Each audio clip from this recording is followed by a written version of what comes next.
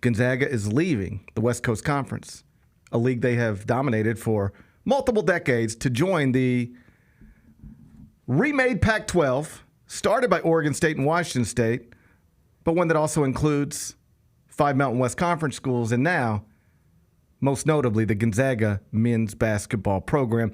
Bennett, I know you care deeply about the University of Memphis. I do. How does this make you feel? Not great. You could have. Here's what we know. We could talk through it in a second, but here's what we know. A week ago, you were given an opportunity to join a league that will play basketball with Gonzaga and San Diego State, and you passed on that. How does that make you feel? It doesn't make me feel too good, GP. I talked when we were talking about this like last week. One of the big games that the basketball team had on their schedule was Houston when they were nationally relevant, ranked number 1 in the country.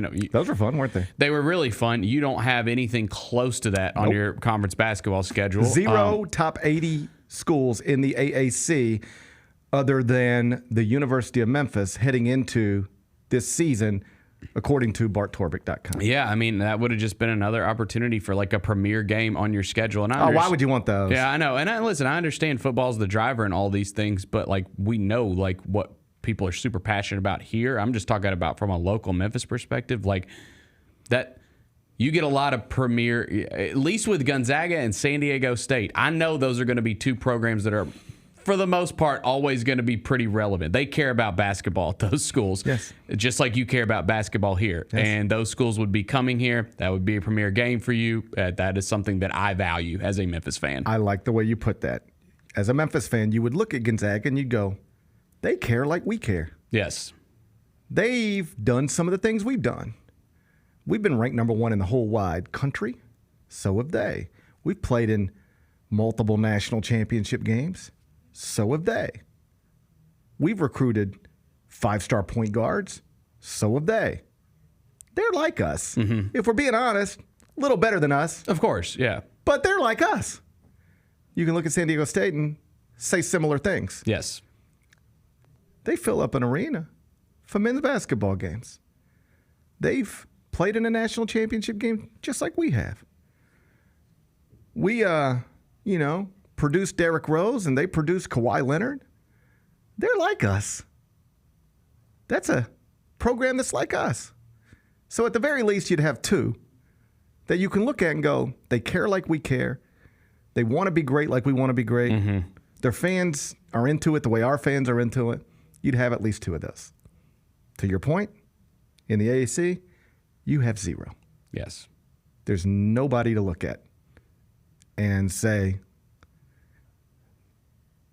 they approach things the way we approach things. Yeah. And on the football side, in the new Pac-12, you would have a Boise State, a Washington State, an Oregon State. You would have schools that you could look at and say they at least want to do the same types of things we want to do. Yes, they're trying. They're brands. Are they geographical rivals that you grew up rooting against? Of course not. But they are better brands than the brands you've just recommitted to.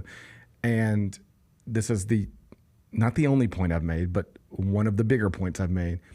What is the value of giving your fans something they care about? Yeah, I saw... what the University of Memphis athletic director has seemed to suggest is that it's not $22.5 million. That's a price too big to pay to give our fans something they care about.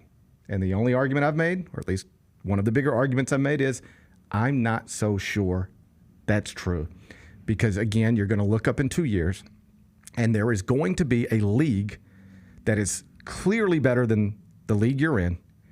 And your fans, for the first time ever, are going to have to live through that while acknowledging we could have been in that if we wanted to. You can't do that with the Big 12. You can't watch Houston, Central Florida, Cincinnati, everybody else in the Big 12 and then go, well, we could have been there with them, because you couldn't have been. They didn't want you. You can't look at the ACC and say, well, we could be there with Duke and North Carolina. They don't want you. But this will be a league that wanted you. They said, come on, we're ready. Come on, move to our neighborhood. And you said no.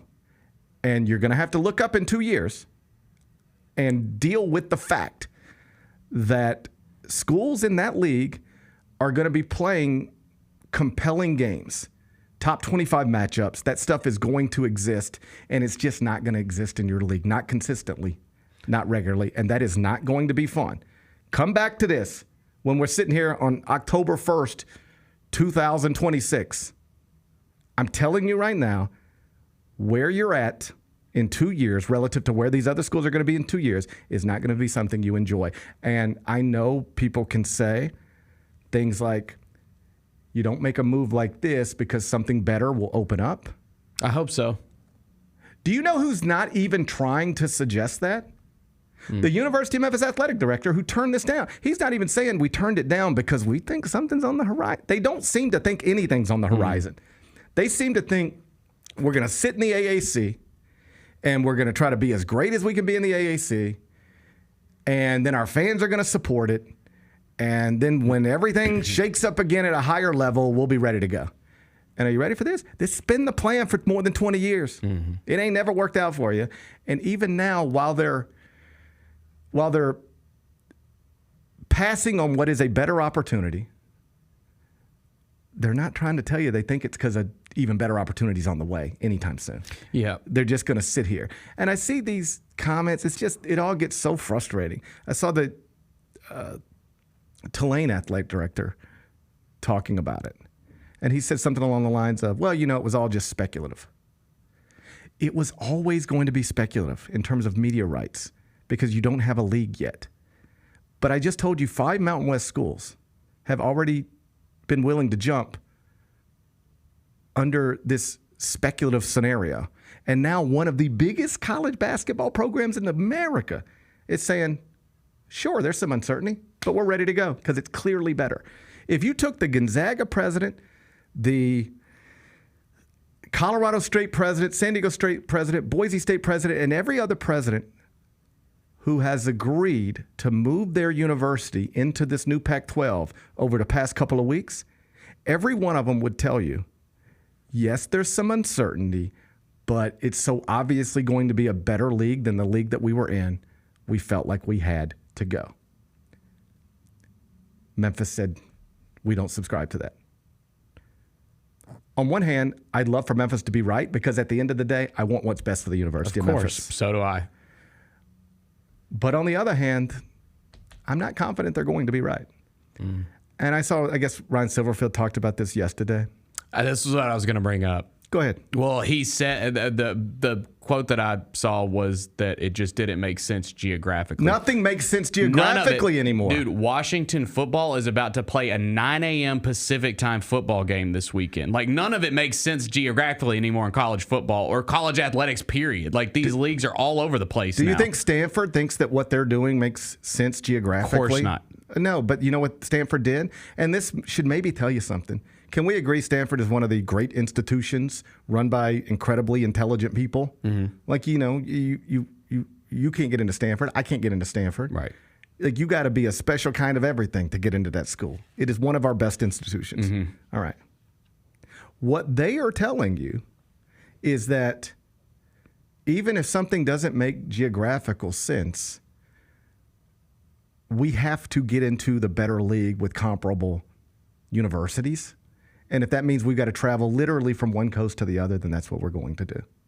Now, I know they're getting ACC money as opposed to new Pac-12 money, and those are different things. That's not lost on me.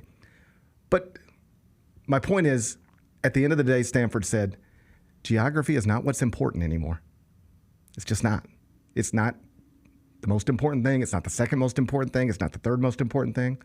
And it's not enough of a thing to prevent us from making this move, to get into a better neighborhood. We keep going back to that. Stanford just decided once these other schools are going to Big 10, Big 12, we just got to get into a better neighborhood. We can't stay in this neighborhood. But your new neighborhood is going to be all the way on the other side of the country. We just got to get into a better neighborhood. Stanford made one decision. Memphis has made another. It's not apples to apples, but you get the point. This is where I was last week, even before we knew what we now know, which is Gonzaga is definitely, officially going to be a part of the new league. I just hate it because I know what's coming. I do not believe we're going to look up in 2026 and Memphis is playing a Big 12 schedule or an ACC schedule. I think we're going to look up in 2026 and barring a surprise, Memphis is going to be playing an AAC schedule that you don't care about, that I don't care about, that the fans don't care about. My fear is you're going to see attendance continue to dwindle, enthusiasm continue to wane, because I don't want to say it doesn't matter how successful you are as a basketball program or a football program, but when you are successful in a space that your fan base has already decided they don't care about, it doesn't, as they say, hit the same way as it otherwise would. I'd love to see Simmons Bank filled, Memphis playing for a conference championship game. Mm-hmm.